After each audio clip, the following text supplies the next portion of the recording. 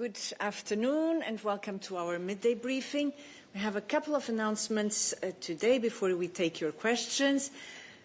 First, as mentioned on Friday, President von der Leyen is traveling to Kiev today, along with President of the European Council, Antonio Costa, to express again the EU's support to Ukraine.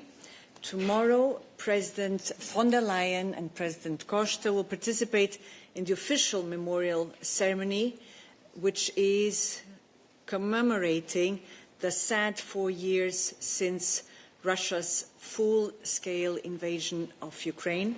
They will also visit an energy infrastructure site damaged by the Russian missile strikes, and they will hold a meeting with Ukrainian President Volodymyr Zelensky. They will then also attend a meeting of the Coalition of the Willing. The EU support to Ukraine has been, as you all know, steadfast since February 2022. Europe has provided 194.9 billion euro of support to Ukraine, including support for energy security purposes, as Russia systematically targets Ukraine's energy infrastructure to freeze Ukraine and the Ukrainians into submission. You will find more details on the mission of President von der Leyen to Ukraine in today's daily news and in the press corner. Maintenant, permettez-moi de changer pour le français et de vous rappeler les deux réunions du Conseil qui ont lieu aujourd'hui. D'abord, les ministres des Affaires étrangères se réunissent à Bruxelles. La haute représentante Kallas préside la réunion, à laquelle la Commission est également représentée par la commissaire Suiza. Un échange informel a eu lieu ce matin sur les menaces hybrides et les activités de manipulation de l'information et d'ingérence menées depuis l'étranger. À l'agenda figure aussi une discussion sur la guerre d'agression menée par la Russie contre l'Ukraine, après un échange de vues informel qui a eu lieu avec le ministre ukrainien des Affaires étrangères, Andriy Sybiha. Les ministres des Affaires étrangères de l'Union européenne débattront également de la situation au Moyen-Orient à la lumière des derniers développements à Gaza, en Cisjordanie, en Iran et en Syrie. Ils seront rejoints pour cet échange par le haut représentant pour Gaza, Nikolai Mladinov. La haute représentante Kallas participera à la conférence de presse qui aura lieu vers 15h45 à l'issue de la réunion. Deuxièmement, veuillez noter qu'une réunion du Conseil agriculture et pêche a lieu aujourd'hui à Bruxelles. Les commissaires Hansen et Varhelyi y représentent la Commission. Les ministres discuteront notamment des propositions relatives à la politique agricole commune après 2027 et du rapport relatif à l'évaluation de la directive sur les pratiques commerciales déloyales. Lors d'un déjeuner informel, les ministres se pencheront aussi sur les priorités stratégiques de l'Union européenne dans le cadre de l'Organisation des Nations Unies pour l'alimentation et l'agriculture pour 2026 et 2027. Et là aussi, on aura une conférence de presse, cette fois-ci avec le commissaire Hansen, vers 17h30 à l'issue de la réunion. Nous vous invitons donc, comme d'habitude, à réserver vos questions sur les sujets liés aux affaires étrangères et à l'agriculture à ces deux conférences de presse dédiées cet après-midi. Et voilà pour nos annonces et nous pouvons passer à vos questions. Ronald. Yes. Roland. Thank you very much. Thank you very much, Roland Papp with Nepsava. I have two questions which some say they are related. One is about the Druzhba pipeline. Is it operational? Because Péter Szijjártó, Minister of Foreign Affairs of Hungary, said that they have the information that it's already functioning. It's only up to Ukrainians to restart it again? And what is the information you have on this? And the second one, after these happenings, when Prime Minister Viktor Orbán promised that he's not going to block the 90 billion loan and support for Ukraine, now they withdrew their support. So can you trust Orbán after these things? Do you think that any kind of agreement with Orbán is valid anymore? Thank you. Thank you, Roland. I'll call Anna Kaiser for your first question. On your second question, as you all know and remember, the European Council agreed to the Ukrainian loan under the one and only condition that 3 member states would not participate financially in the program. Now, this condition has been met, and therefore we expect all leaders to honour their commitments. And not respecting those is clearly, or would be, a breach of loyal cooperation. So that's what we would like to say on your second question. On your first question on the Druzhba oil pipeline, Anna Kaiser. 3 important points related to this. Russia destroyed the Druzhba pipeline. Our priority is the energy security of our member states. Ukraine has committed to repairing the pipeline, and the decision on the timeline is for them to make. And finally, we have called an oil coordination group this Wednesday to take stock of the situation. This is where we are at the moment. Thank you, Anna Kaiser. Yes, Nikolaus.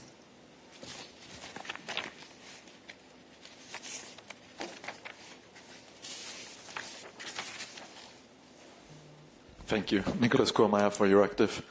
My understanding is that Ukraine will not directly participate in this oil coordination group. Will the Energy Community Secretariat participate on their behalf, or will they be invited specifically?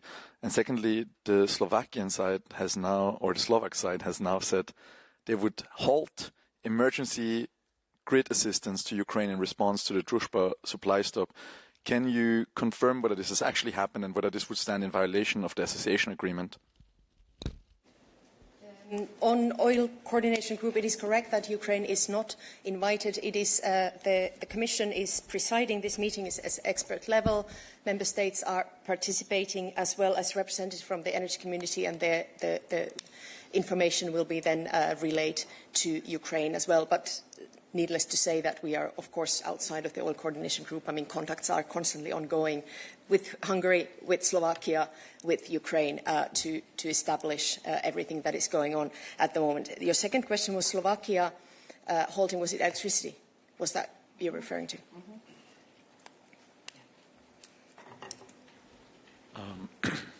The Slovak Prime Minister Robert Fico on Saturday said if oil supplies through the Druzhba pipeline did not resume on Monday, he would order SEPS, the state TSO, to halt emergency grid assistance services to Ukraine. Let's first, in general terms, governments do not provide any electricity to Ukraine. And Ukraine and Moldova have synchronized their electricity systems with the continental European power system. So basically, in practice, this means that Ukrainian electricity suppliers buy electricity at market prices on the EU's wholesale power markets and flow this electricity then back home. And they use the previously acquired transmission capacities from the respective TSOs, the transmission system operators. So as I would like to refer to the general principles on energy flows. EU and the energy community rules do allow for a halt of energy flows only in case of technical issues or for security of supply reasons. And again, these are issues that we need to have full clarity of what is actually happening on the ground, and this will be, although it's electricity, this will certainly also be discussed on Wednesday. Thank you. And the questions to Anna Kaiser? No? Then we can move on. Yes, Jorge? We have two yes. Jorges in the press room. Okay, Sorry. It's because it's related to Ukraine loan, but it's more for Balash, because obviously right now the loan is blocked. You cannot go to the markets and raise the necessary debt to provide Ukraine with the payments. Can you clarify how much time you need, more or less, between the final approval of the loan and the ability to send to Ukraine the first payment? Because Ukraine has said it needs the money as soon as April, and now the clock is ticking fast and faster now. So how much time do you actually need to make this happen? Thank you. Well, I don't know if we have a concrete timeline between the final adoption of the loan and the actual disbursement. Let us know if we have more details there. So to recall the timeline, so indeed we said that at the very latest we want to get everything set up and done by the end of March. And that's the timeline that we are adhering to. But of course, the earlier the better. So time is of the essence here, given the financial needs on the ground.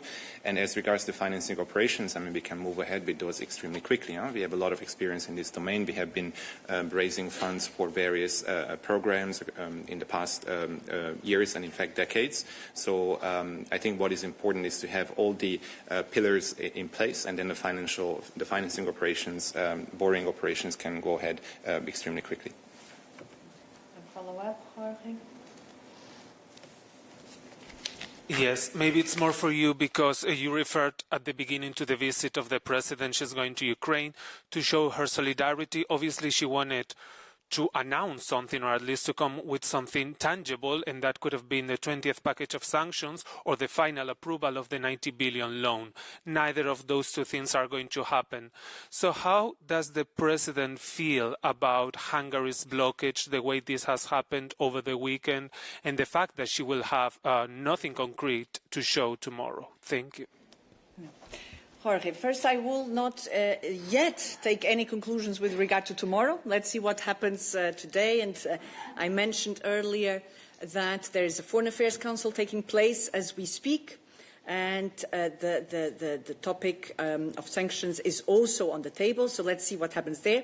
And on the Ukrainian loan, as said, there was a political agreement by all heads of state, including the head of state who is now threatening to block it.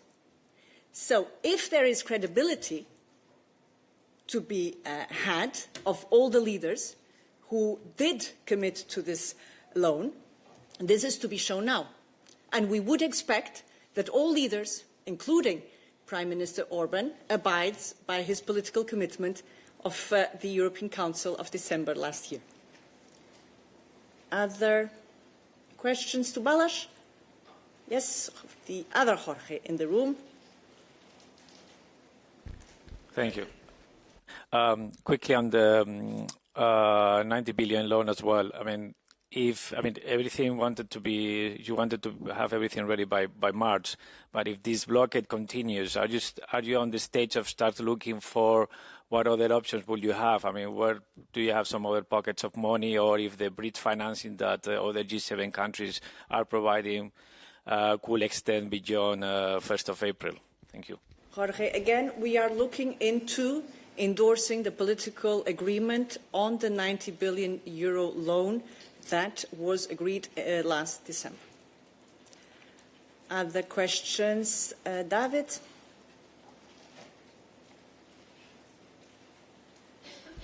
Thank you, Paola. David Carretta, Radio Radicale. You mentioned the possible violation or the violation of the loyal cooperation principle. Does the Commission think that this issue could be part of the Article 7 procedure, because it was not mentioned in the first procedure? Do you think that could or should be part of the discussion around this other issue? Thank you. Thank you, David. We'll not prejudge any or speculate on any next steps. Again, we are confident that we can trust the word of all the political leaders and the decisions taken at the highest level, in this case, at the European Council of last December. Yeah. Thank you, Eddie Wax from Euractiv. Just to follow up on David's question, last year the Commission was telling us that the reparations loan was the only viable option. Now you're saying the 90 billion loan is the only viable option.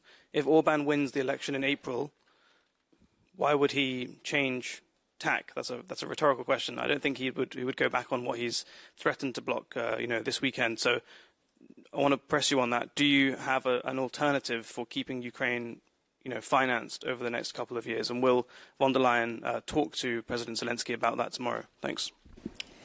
Eddie, as said, we expect that the commitment by all leaders is respected and honoured by all the leaders. So that's what we, I think it's legitimate to expect the respect of such a high-level commitment. And that's where we are at this stage. Other questions to Balázs? No. Si, Odile. Oui, merci Odile Harvey pour Radio Nord-Bretagne. Changement de sujet. Si j'ai bien compris, vendredi, Balázs nous a dit que les institutions européennes pensaient recruter davantage de personnel. J'aimerais savoir, compte tenu des liaisons avec l'Inde, compte tenu aussi de la spécificité et le nombre d'Indiens qui sont spécialisés dans les high-tech, j'aimerais savoir si vous pensez ouvrir ces candidatures aux candidats indiens. Merci. Donc, à la base, et afin de répondre de manière directe à ta question, afin de travailler pour les institutions européennes, il est nécessaire d'avoir le passeport qui lie cet individu à un ou plusieurs pays, plusieurs États membres de l'Union européenne. Donc je pense que c'est le principe de base. Je pense que dans l'histoire de ce processus d'intégration, un certain nombre d'exceptions extrêmement limitées ont été faites, mais la règle de base, c'est qu'il faut être citoyen de l'Union européenne. Oui, Odile, une question de suivi. On remarque aussi qu'il y a énormément d'intérêt des différentes écoles de commerce dans les pays de l'Union européenne qui veulent attirer des étudiants indiens qui, par la suite, éventuellement, comme tu viens de le dire, peut-être peuvent s'intégrer et postuler peut-être pour des postes dans les institutions. Merci pour cette information. Donc, je peux rien ajouter à ce que je viens de dire. On a des règles en place que j'ai expliquées et tout simplement, il y a eu un certain nombre d'exceptions, mais les règles sont les règles. Oui, Odile, on souhaite la bienvenue aux étudiants venant de tout le monde, notamment dans le programme Choose Europe, dont tu te rappelles, mais ce sont des choses différentes en termes de ceux qui sont employés au sein des institutions européennes, où effectivement il y a des critères en termes de nationalité de l'Union. Mais en général, on a d'autres programmes, d'autres initiatives qui sont censées justement accueillir et souhaiter la bienvenue à des étudiants d'autres nationalités hors Union européenne. Other questions to Balázs? No. We can change topic. Razia. Thank you. Razia Akoc, AFP News Agency. I have a question on trade for Olaf. The first one is, I see in yesterday's statement that Commissioner Šefčovič spoke with his US counterparts, and the European Commission says it requests full clarity. So at this point, it's safe to assume that the United States has not made clear whether the deal is still, because as far as I understood, Greer said the deal still applied, but I guess there's some potential clarification needed, as everyone keeps saying. And then I also wondered on this subject. Friday morning, Šefčovič had urged the European Parliament to agree the deal as quickly as possible. I just wanted to confirm what the Commission's position would be now, because the EP negotiators are meant to meet. So does the Commission still think the European Parliament should approve the deal as quickly as possible? Thank you. Thank you for your questions, Razier. On your first question, you answered it directly yourself. You said that additional clarity is required, and I think it's very fair to say that full clarity on what these new developments mean for the EU-US trade relationship is the absolute minimum that is required in order for us as the EU to make a clear-eyed assessment and decide on next steps. And so, as you will have seen in our statement that we put out yesterday, we are requesting full clarity. There is engagement ongoing with the US, but more is required for us to understand the full picture here. At the same time, we are talking intensively with our member states, with members of the European Parliament. So, for example, I can just to give you a flavour of the engagement and outreach that's ongoing. Commissioner Šefčovič will this afternoon participate in a meeting of the G7 trade ministers. Later this afternoon, he will participate in a meeting with member states in the co-repair configuration. And tomorrow, he will meet with MEPs on the European Parliament's Trade Committee. So we're very clear about what needs to happen here. The US needs to tell us precisely what is going on. Our intention is to honour and continue implementing the aspects of the agreement we made with the United States on our side, and by the same token, we expect them to be able to tell us precisely what is happening in order that they can continue implementing their side of the agreement. Thank you. Razia, follow up. Perhaps it's a little bit too early. I realise the decision came on Friday, but can I safely assume that for the European Commission, right now it seems the best option is to stay with the deal, that the deal is the good option, because otherwise it's just going to be too much instability? No one's assuming anything here, Razier. You are right that the European Union is trying to preserve stability in the face of some substantial instability. We are trying to maintain predictability for businesses, for consumers, in the face of some substantial unpredictability. And therefore, we, as a protagonist in this saga, are staying calm. We're talking to our US counterparts. We're talking to all relevant interlocutors here in the EU and with our global partners. When we have a clear picture on precisely what the implications of the Supreme Court ruling are for the US, what steps they intend to take, what measures they intend to put in place arising from that ruling, then we will have the clarity we need to make a proper assessment and take further decisions. But to be clear, at this point in time, we do not have that, and it's not up to us to provide it. So I've mentioned the outreach and meetings in which Commissioner Šefčovič will participate. Technical level contact is, of course, ongoing. We're going to wait and see what's happening here.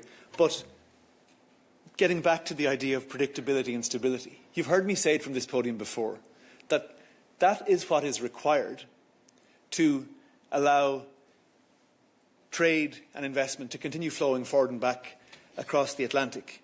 And we've made very clear as well from the start of the imposition of tariffs by the US that we believe tariffs are taxes. We believe that ultimately the costs are paid for by consumers and businesses, and in this case paid for by consumers and businesses in the US. And recent comprehensive studies very much bear that perspective out. So what we're interested in is returning to a situation of stability and predictability as quickly as possible. We have a framework for doing that, which is the EU-US joint statement, and we look forward to our American counterparts explaining to us precisely what is happening so that we can return to a situation where companies in the EU and in the US can continue doing what they do best: trade, invest, create jobs, create prosperity on both sides of the Atlantic. Good, thank you. Yes, please. Thank you. Ardy Stemering for NOS, the Dutch public broadcaster. So if I get it right, you don't say that the European Commission wants to stick to the trade agreement under all conditions. And with that in mind, I also want to ask, what would you recommend? What does the European Commission recommend to the European Parliament to decide on the trade agreement today and tomorrow? Thank you. I think I've been very clear in my responses so far. We're in a mode now of waiting for clarity from the US, while at the same time consulting with our member states and with our MEPs. So we're not going to prejudge anything here. We have a joint statement with the US that took a substantial amount of work to put in place. It has been functioning. It has provided the conditions for stable and predictable trade and investment to continue in both directions across the Atlantic. And now we simply request clarity from the US so that we can figure out what happens next. It's not more complicated than that. Yes, Jorge. Jorge.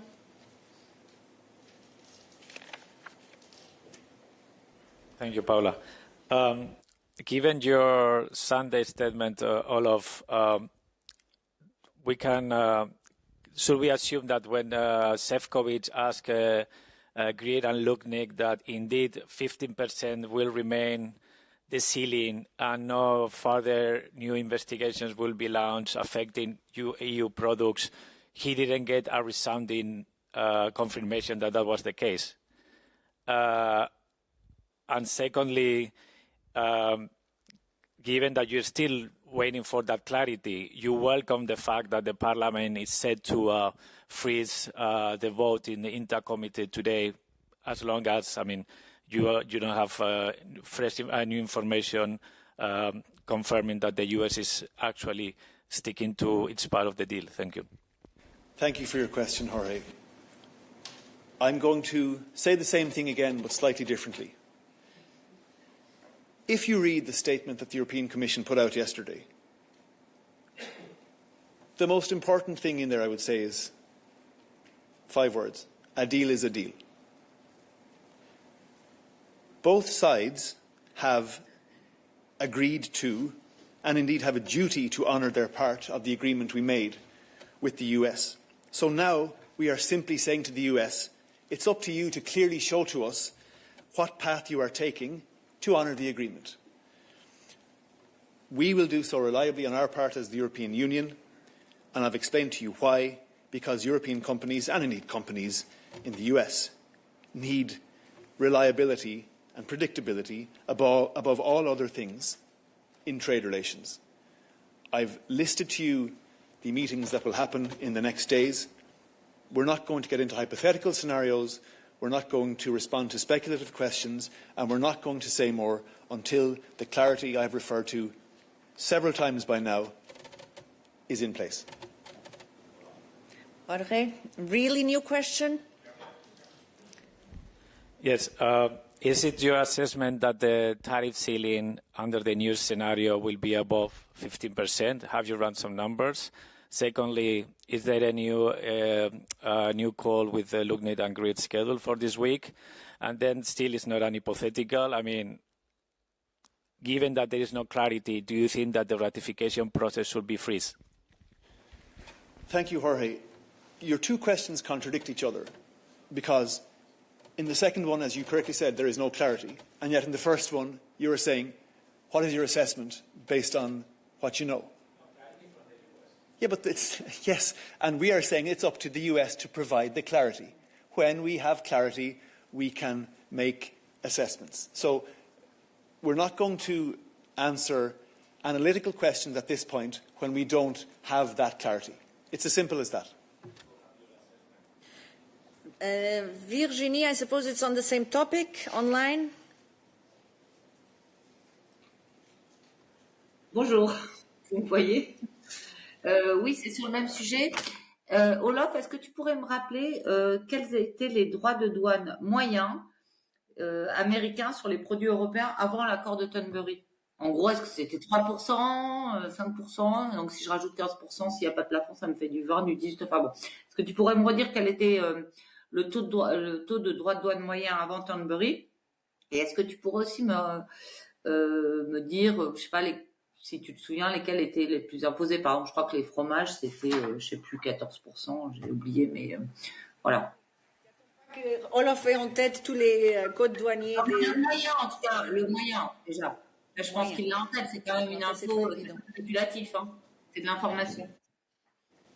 Virginie, merci pour ta question. Tout d'abord, la connexion n'est pas super, donc je ne sais pas si j'ai tout entendu, mais si je me permets, comme Paula vient de dire, là, tu nous poses des questions très, très techniques. Ceci n'est pas un briefing technique. Si tu m'envoies un mail avec des questions précises, je vais te donner des réponses précises. Et encore des questions sur ce sujet, j'imagine. Villepin pour France Télévisions, merci. On sait que certains secteurs comme l'acier ne sont pas concernés par cette censure de la Cour suprême américaine. Est-ce que vous avez plus d'informations sur les secteurs qui sont concernés en Union européenne? J'ai rien à ajouter pour l'instant. Oui, s'il vous plaît. Oui, Peggy Collin for Euronews. Some tariffs have been declared illegal. So are you planning to ask for a refund for the duties which have already been paid by EU companies? Thank you. Thank you for your question, Peggy. We are planning to make informed decisions once we have clarity from the US on what precisely is happening. Nothing more, nothing less. Thank you. In the back, yes, Jack. Thanks, Jack Parr from the Irish Times. Just a question, Olaf, on the US side. The Turnbull deal, is that able to stand in itself, or could you explain, do the US tariffs need some legal grounding on that side? So that the Supreme Court struck down the Emergency Powers Act. Are we, do you need the US to come forward with some legal basis for its tariffs? Thanks. Thank you, Jack. You'll note behind me this beautiful sign that says European Commission. That's who we speak on behalf of, not the United States. Therefore, I ask you to direct your question about potential legal basis for other tariff measures to them. So let's see if we have new questions on this trade topic, because you see that we're turning around. Barbara. Thank you. Barbara Moons, Financial Times. You said you're waiting for clarity. At the same time, of course, you're consulting member states and the MEP on what to do next.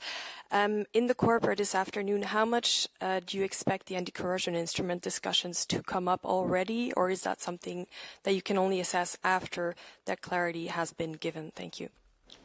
Thanks, Barbara. Yeah, the answer to your question is the latter, as in discussions need to happen, and we have to give the time and space for those discussions to happen.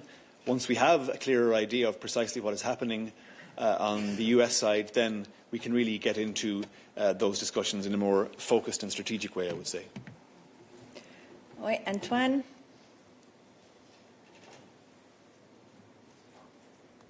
Thank you, Antoine Muto for Japanese public TV and HK. In your yesterday's statement, you said as well that the EU expects the US to honor its commitments, but since the European Parliament hasn't endorsed this deal yet, I was wondering, what do you mean by the EU and by honor in this case? And also, since both the US and the EU obviously seem to struggle with the long-lasting application of this deal, what is the concrete proof that this deal really exists? Thank you.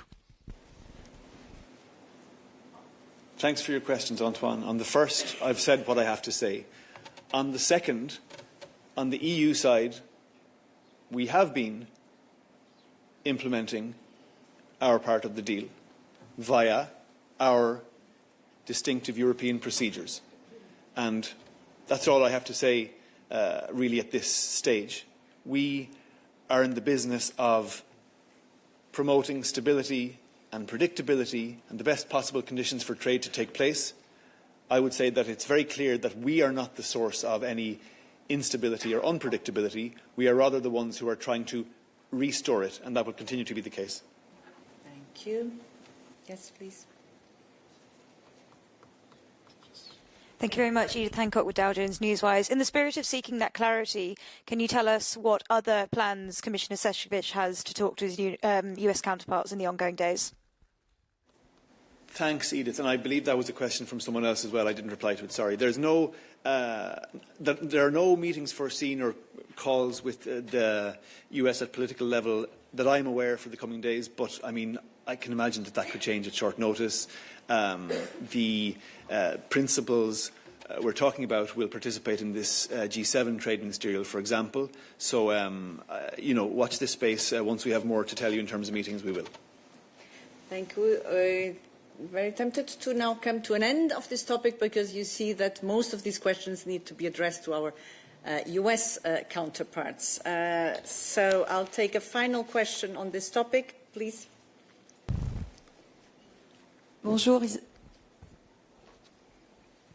Allô, ça marche pas, hein? Ça marche. Vous m'entendez? Isabelle Euré, RTS. Olaf, est-ce que tu peux confirmer que le commissaire, le vice-président Šefčovič rencontre déjà cet après-midi les shadow rapporteurs au Parlement européen avant la réunion, dans le cas de la réunion de suspension éventuelle de l'accord? Est-ce que tu peux nous dire quelle va être sa recommandation? Faut-il suspendre ce vote en INTA, oui ou non? Merci. Je ne suis pas au courant s'il y a une rencontre entre le commissaire Šefčovič et les shadow rapporteurs. Et pour le reste, j'ai dit tout ce que je peux dire aujourd'hui. D'autres sujets pour Olaf? Razia?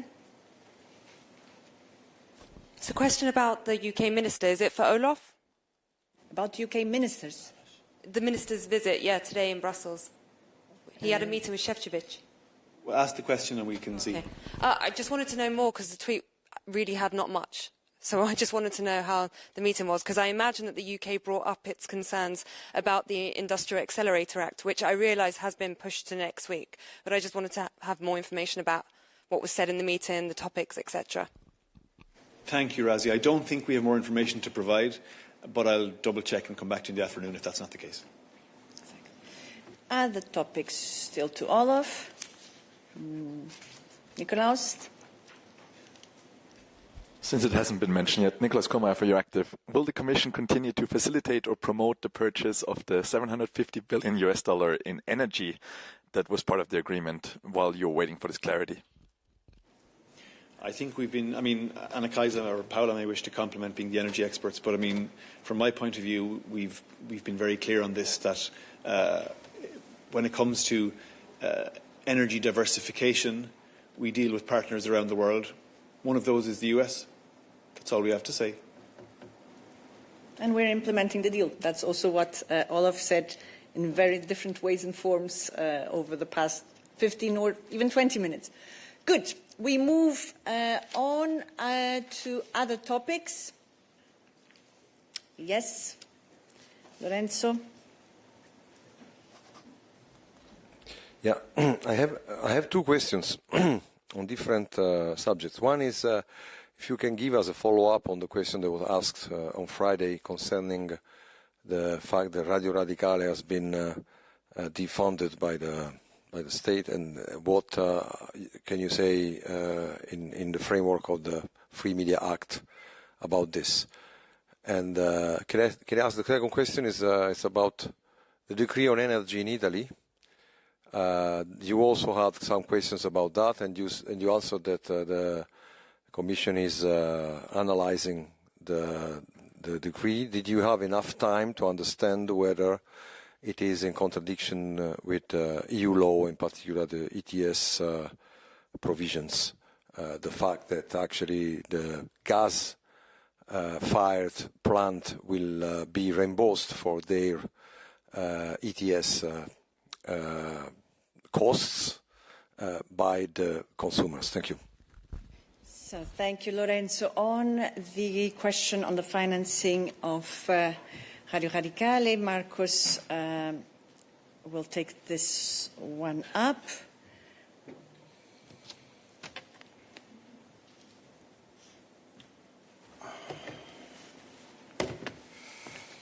Thank you for the question. Now, we understand that this is a provision that is part of a draft law which is currently being discussed at national level, and have no further comment on this at this stage. Maybe I can just recall in general our position on media freedom and pluralism. As you know, free, plural and independent media are a vital element in ensuring the continued flow of reliable and trustworthy information to citizens. Supporting these media is of key importance, and we are committed to ensuring our support for and protection of independent media and journalists. And maybe to highlight in this context that the MFF, the next MFF, we have foreseen considerable funding to support free and independent media under the new Agora EU program. Thank you, Marcus. And on your second question regarding the Italian energy bill, I'm just checking with colleagues. We don't have further elements to share with you at this stage, Lorenzo. Thank you for your understanding. Other questions to Marcus? Moser.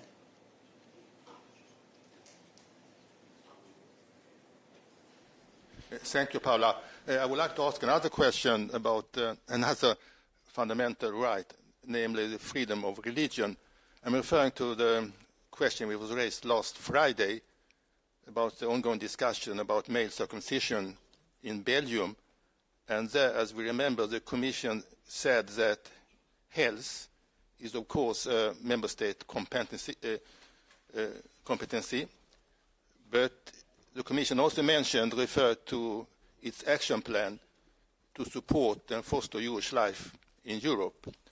So I would like to ask, how do you reconcile these two issues? And that brings me to my question, because there are rumors or being reported that the Commission is working on issuing some kind of guidance to the member states how to regulate this issue about male circumcision, which concerns, as you know, both the Jewish and the Muslim communities, in a way that still will respect, let's say, the national competency when it comes to health issues. Thank you. Okay, thank you, Mose. On the more, when we go more into the health policy as such, Eva will be able to come back, I think, later. What I can say in general on your question is that, of course, in accordance with the treaty, member states define their own health policies, including the delivery of health services and medical care. Freedom of religion constitutes one of the fundamental rights enshrined in the EU Charter of Fundamental Rights. And now, as you know very well, Moses, fostering Jewish life is at the heart of the EU strategy on combating anti-Semitism and fostering Jewish life. And the Commission continues, will continue, has continued to do so, and will continue, together with member states, to ensure that the Jewish people can go about their lives in line with their religious and cultural traditions. Thank you. And I think there's yes, Mose. Well, I would say that that's exactly the same answer we received last Friday. You didn't add anything in the explanation and didn't reply to my question whether the Commission is working on issuing a kind of guidance or guidelines let's say, which will highlight what is best practice among member states when it comes to this issue. Thank you. Thank you very much. I have nothing to add to what I've just said. As I said, on the health-specific issues, maybe the colleagues on health can come back on a later stage. Yeah. Just looking if we have any addition. At this stage, we're not aware of any such guidelines, Musa. Other questions to Marcus? I see two hands online. Are they for Marcus? They remain online. Let's try. Gabriele Rosana. Thank you. Gabriele Rosana, Messaggero, not for Marcus, though.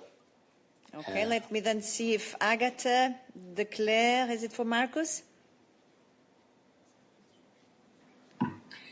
Hello. Yes, it is for Marcus. Can you hear me, see me? Yes, we can.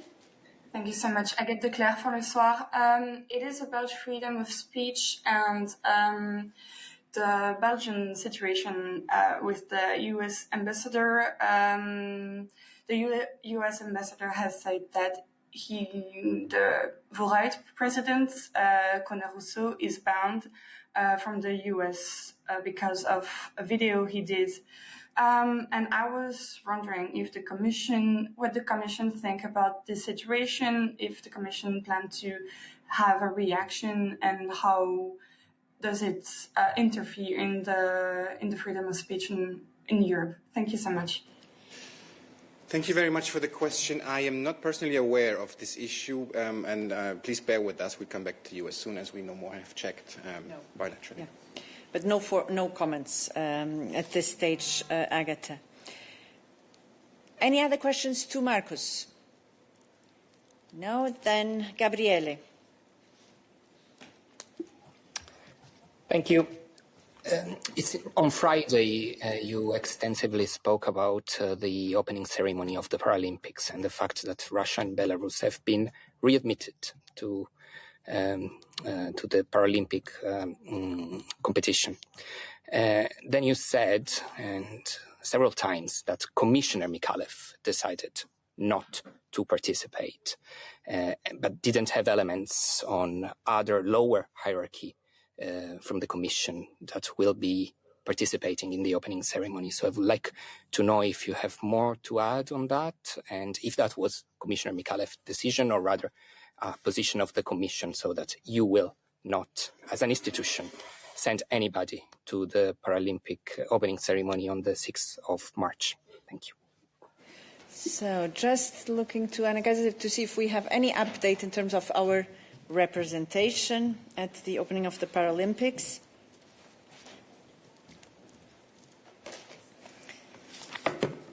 So as you recalled, on Friday we did say or confirm that Commissioner Mikalev will not be attending the opening ceremony of the Paralympics. We do not have information whether other college members would be going. Again, his decision, the Commissioner's decision not to attend the ceremony, is a symbolic move to show concern for the decision that was made by the committee. And we are not calling a boycott on the Paralympic Games. Quite the contrary, we hope that people will watch them.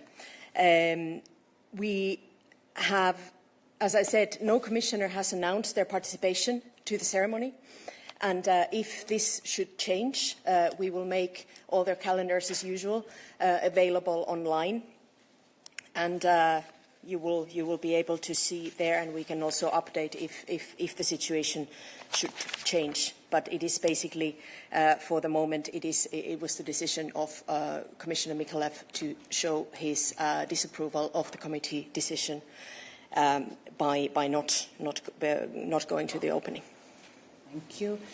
Anna Kaiser, who is now with us with a different hat.